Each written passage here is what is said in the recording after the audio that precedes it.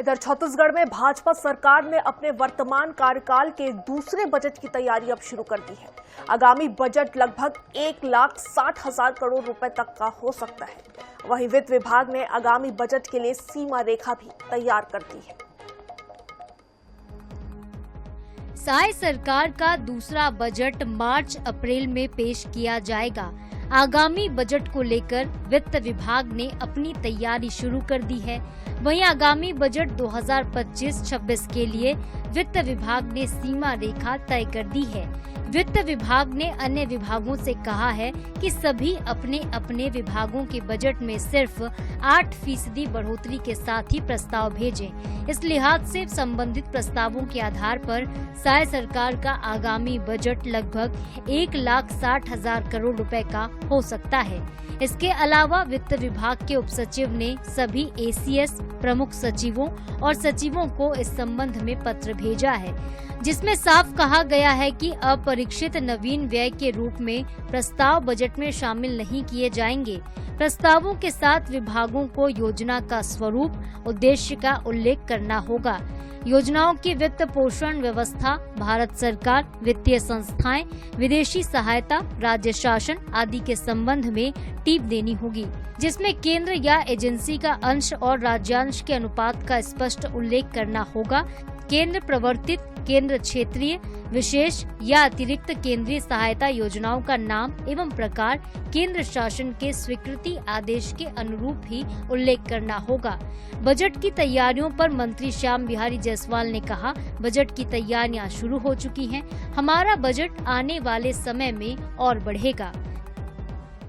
देखिए, बजट हमारा आने वाले समय में और बढ़ेगा। अभी तो अनुपूरक बजट के साथ हमारा ये इस वित्तीय वर्ष का ही बजट 1,60,00,000 का हो जाएगा।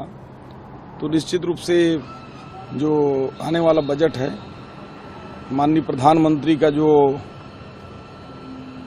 घोषणाएं थी, उनकी गारंटी थी, उसको पूरा करने में पहले प्राथमिकता होगी।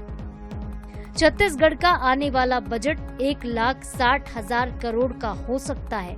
इस पर पीसीसी चीफ दीपक बैज ने वित्त मंत्री ओपी चौधरी पर निशाना साधा। उन्होंने कहा, महाज्ञानी मंत्री सबको टोपी पहनाने का काम कर रहे हैं। पहले युवाओं को टोपी पहनाया और अब जनता को टोपी पहना रहे हैं। महाज्ञानी मंत्री टोपी चौधरी जी अभी तक तो पूरे विभाग को टोपी पहनाते आए हैं। छत्तीसगढ़ के युवाओं को टोपी पहनाते आए हैं। व्यापारियों को डराने धमकाने का काम कर रहे हैं। 32,000 करोड़ का बजट आखिर कहां गया?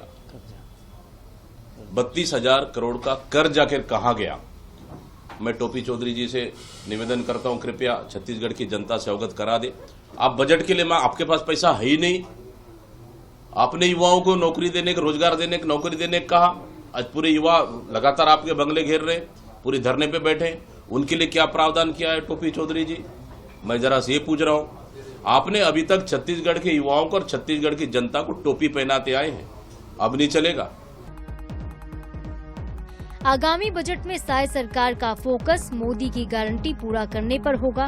इसके अलावा सरकार विकसित छत्तीसगढ़ के अपने दृष्टिकोण को आगे बढ़ाने की दिशा में कई कदम उठा सकती है। विपक्ष द्वारा लगाए जाने वाले कर्ज बढ़ने के आरोपों को वित्त मंत्री विकास की बात कहकर पहले ही खारिज कर चुके हैं। बहरहाल देखना ये होगा कि सरकार नए बजट में क्या कोई नई स्कीम लॉन्च करती है। स्वप्निल गौरखेड़े ब्यूरो रिपोर्ट के साथ INS 24/7 रायपुर।